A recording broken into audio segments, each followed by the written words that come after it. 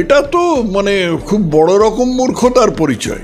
বাস্তবে রচনা ব্যানার্জি কে আমি জানতাম না, পরে আমি শুনলাম যে তিনি একজন বিখ্যাত বাংলা চিত্রাভিনেত্রী। রাজনীতি করতে এসে যে মূর্খতার পরিচয় দিয়েছেন তিনি, তাতে তার ভবিষ্যৎ বেশ ঘোলাটে মনে হচ্ছে আর কি। উনি নাটক বা অভিনয় কীরকম করেন আমি জানি না, রাজনীতির মানে ক অক্ষর গোমাংস বললেও বেশি বলা হয়।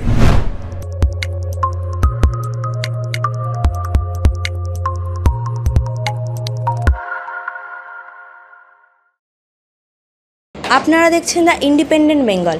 আমি রুমেলি রয়েছি আপনাদের সঙ্গে। শাসক দলের প্রার্থী ঘোষণার পর একাধিক বিতর্কের সৃষ্টি হয়েছে। যার কথা সবচেয়ে বেশি চমকে দিচ্ছে তিনি হলেন রচনা ব্যানার্জি। হুগলিবাসীদের নিয়ে তার করা মন্তব্য, সন্দেশখালীর মহিলাদের নিয়ে করা মন্তব্য এবং সিঙ্গুর নিয়ে করা মন্তব্য বারংবার বিতর্কের সৃষ্টি করেছে। সেই বিষয়ে কথা বলতে আমাদের সঙ্গে আজ রয়েছেন তথাগত রায়। দাদা, উনি প্রার্থী হয়ে প্রথমেই বলছেন যে হুগলির মানুষ আমাকে পেয়ে অনেক লাকি। কিভাবে দেখছেন এই বিষয়টা? প্রথম কথা, আমি খোলাখুলি বলি যে আমি সিনেমা বিশেষ দেখি না, আর বাস্তবে রচনা ব্যানার্জি কে আমি জানতাম না।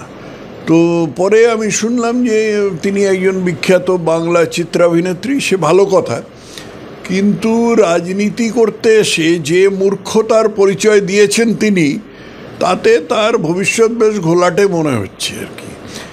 উনি রাজনীতিকদের এমনি খানিকটা ইয়ে থাকে, আত্মশ্লাঘা থাকে, খানিকটা নিজের সম্বন্ধে উচ্চ ধারণা থাকে, সেগুলো থাকেই, আশ্চর্যের কিছু নয়। তাই বলে সেটা পরিষ্কার করে একেবারে লোক সমক্ষে বলা যে হুগলির লোক আমাকে পেয়ে খুব ভাগ্যবান, এটা তো মানে খুব বড় রকম মূর্খতার পরিচয়। কি করে এরকম কথা বললেন উনি আমি জানি না, মূর্খ বলেই বলেছেন আর কি। মূর্খ বা রাজনীতির কোনো ইয়ে নেই, বেসিক বুদ্ধি নেই বলেই বলেছেন আর কি বলবো। আর একটা কি যেন জিজ্ঞেস করছিলে? হ্যাঁ, উনি সন্দেশখালীর যে ঘটনা, সেই ঘটনা নিয়েও বলছেন সেই ঘটনা তদন্ত সাপেক্ষ, যারা অভিযোগ করছে তারা আদৌ সত্যি বলছে কিনা সেটা প্রমাণ মানে যারা অভিযোগ করছে তার ভিত্তিতে এর পালের গোদা যে শাহজাহান এবং তার সঙ্গে তার চালাচামুন্ডা তাদের ধরেছে। ধরবার পরে তাদের ম্যাজিস্ট্রেটের কাছে হাজির করা হয়েছে এবং ম্যাজিস্ট্রেট তাদের জামিন দেননি।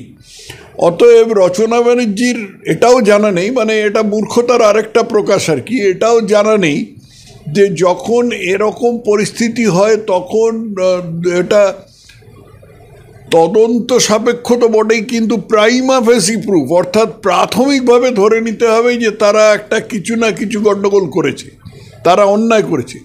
আর সাধারণ মানুষের তো চোখেই দেখা যাচ্ছে কি হয়েছে। এতগুলো হিন্দু মহিলা নিজেরা এসে তারা পরিষ্কার ক্যামেরার সামনে লাজ লজ্জা ভুলে বলছেন যে আমাদের ওপর পাশবিক অত্যাচার করা হয়েছে। এটা কি খুব স্বাভাবিক? যদি সত্যি সত্যি না করা হয়ে থাকে, শুধু করা হয়নি এরকম কথা এরকম মহিলারা বলতে পারেন যখন তাদের দেয়ালে পিঠ ঠেকে গেছে, আর কোথাও যাবার জায়গা নেই, ভয় করবার কিছু নেই। রচনা ব্যানার্জি এইরকম একটা কোনো পরিস্থিতিতে পড়বেন, আমি ভগবানের কাছে প্রার্থনা করি যেন না পড়েন, কিন্তু ওর কোনো ধারণা নেই। এগুলো সম্পূর্ণভাবে রাজনৈতিক ব্যাপারে মূর্খতার পরিচয়। উনি নাটক বা অভিনয় কীরকম করেন আমি জানি না, রাজনীতির মানে ক অক্ষর গোমাংস বললেও বেশি বলা হয়। সিঙ্গুর আন্দোলন থেকে মমতা ব্যানার্জির উত্থান, উনি বলছেন সেখানে সিঙ্গুরেই পুজো দিয়ে তিনি তার প্রচার শুরু করতে চায়। সিঙ্গুর কি একটা তীর্থস্থান? সিঙ্গুরে পুজো দেবেন কোথায়? সিঙ্গুরে ওই টাটার কারখানার ধ্বংসাবশেষে পুজো দেবেন? নিশ্চয়ই দিন না ওখানে। আজকে সিঙ্গুর বাঙালির লজ্জার জায়গা হয়ে দাঁড়িয়েছে, যেখানে একটা মানে পশ্চিমবঙ্গের একটা জামশেদপুর গড়ে উঠতে পারত, যেটা ঘিরে প্রচুর অন্য শিল্প তৈরি হতে পারত।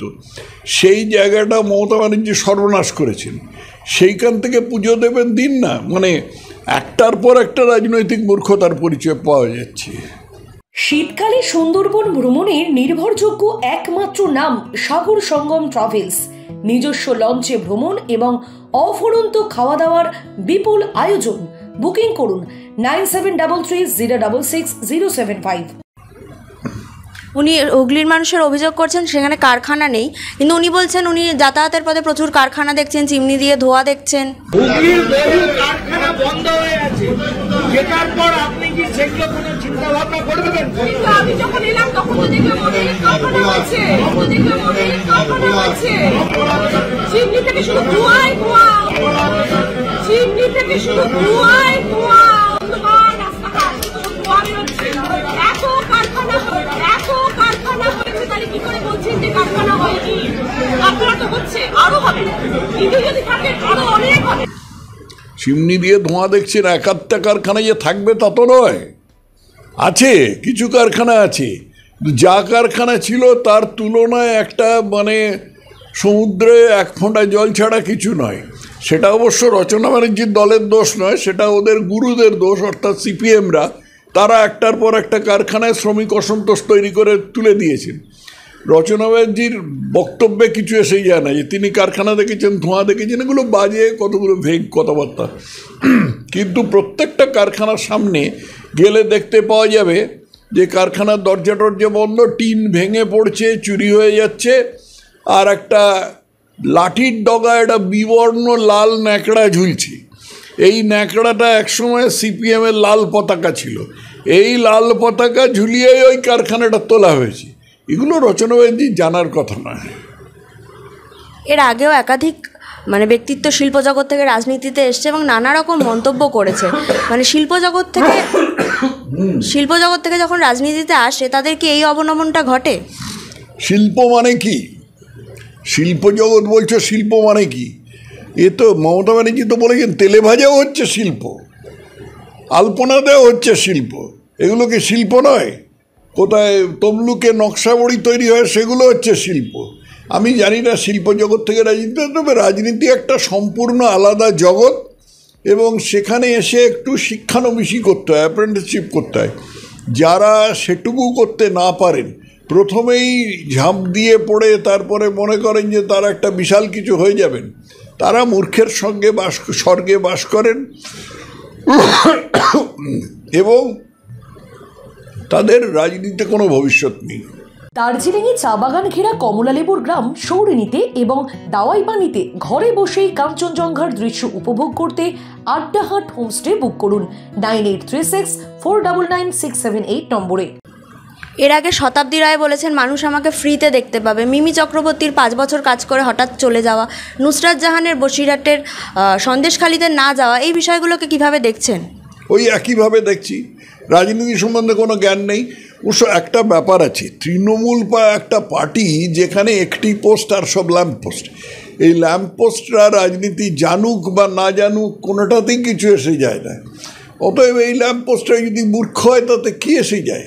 তারা জিতলে মমতা ব্যানার্জির নামে জিতবে, হারলে মমতা ব্যানার্জির নামে হারবে। এগুলো একটা মমতা ব্যানার্জিও দলের মধ্যে এদেরকে একটা পিঁপড়ের চেয়ে বেশি জ্ঞান করেন না।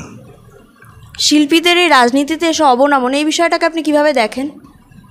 অবনমন মানে কি? তারা নিজের ক্ষেত্রের বাইরে এসে করছে। তারা যদি ক্রিকেট খেলতে যায় তাহলে কি হবে? প্রথম বলেই আউট হয়ে যাবে, বা বল করলে প্রথম বলটাই ওয়াইড হয়ে যাবে, এই রকম ব্যাপার আর কি। তারা এই ব্যাপারটা জানেই না কিছু। প্রথম তাদের আমি গোড়ায় বললাম না, একদম ক অক্ষর গোমাংস। তারা কিছু জানেই না এই বিষয়টা সম্বন্ধে, সম্পূর্ণ অনভিজ্ঞ। তাকে যদি আজকে হঠাৎ একটা কলেজে গিয়ে ফিজিক্স পড়াতে বলা হয়, তো যা হবে তাই হয়েছে। অসংখ্য ধন্যবাদ স্যার।